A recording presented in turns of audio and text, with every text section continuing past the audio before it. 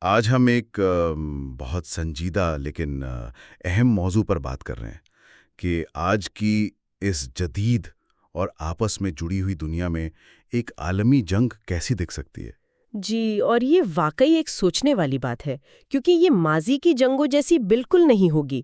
ذرائع اس بات پر بہت زور دیتے ہیں کہ ہمارا جو باہمی انحصار ہے، یعنی ایک دوسرے سے جڑے ہونا۔ بالکل، وہی ہماری سب سے بڑی کمزوری بھی بن سکتا ہے۔ یہ ایک بہت دلچسپ نکتہ ہے۔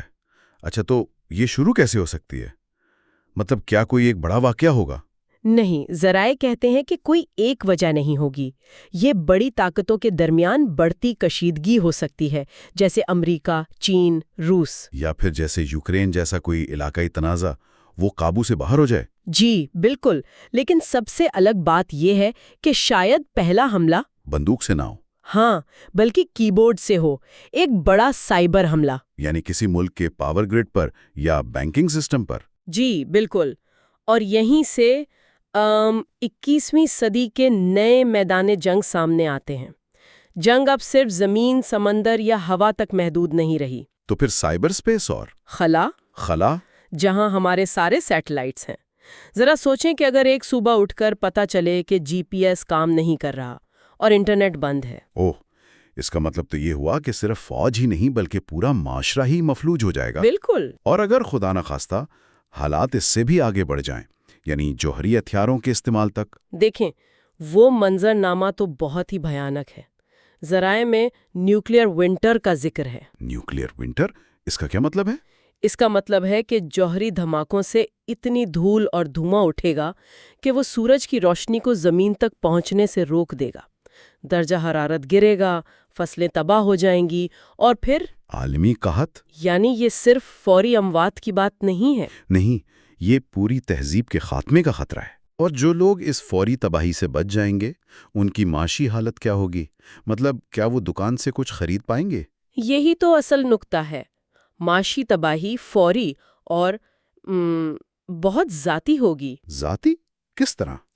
مطلب عالمی تجارت رک جائے گی، ہے نا؟ تو بحری جہاز بندرگاہوں پر کھڑے رہ جائیں گے، اور مقامی سٹور میں باہر سے آنے والی چیزیں غائب ہو جائیں گی، چاہے وہ دوائیاں ہوں یا الیکٹرانکس۔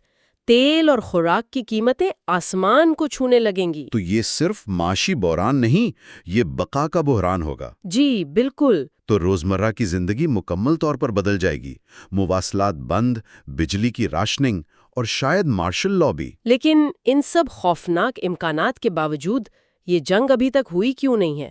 کچھ تو وجہ ہوگی۔ ہاں، اور یہ امید کی ایک وجہ بھی ہے۔ اسے جوہری روک تھام کہتے ہیں، یعنی نیوکلیئر ڈیٹرنس۔ جی۔ نظریہ بہت سادہ ہے کہ اگر ایک ملک جوہری حملہ کرتا ہے تو دوسرا ملک جوابی کارروائی میں اسے مکمل طور پر تباہ کر دے گا۔ تو یہ یقینی باہمی تباہی کا خوف ہے جو سب کو روکے ہوئے۔ بالکل، لیکن یہ توازن بہت نازک ہے۔ کیا یہ نظام ناکام بھی ہو سکتا ہے کسی غلط فہمی کی وجہ سے؟ یہ ایک بہت بڑا خطرہ ہے۔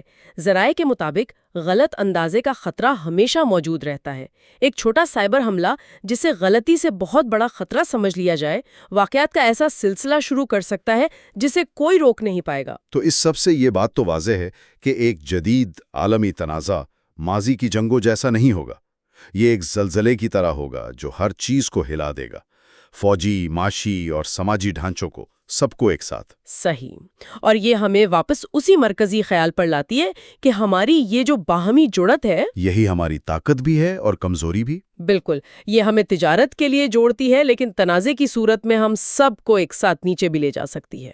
تو یہ ذرائع یہ تو بتاتے ہیں کہ جنگ کیسے شروع ہو سکتی ہے اور کیا تباہ کر سکتی ہے، لیکن ایک سوال ذہن میں آتا ہے کہ ایسی تباہی کے بعد اگر دنیا کو دوبارہ تعمیر کرنے کا موقع ملے تو بقا کے لیے کن اقدار یا ٹیکنالوجیز کو سب سے پہلے ترجیح دی جائے گی؟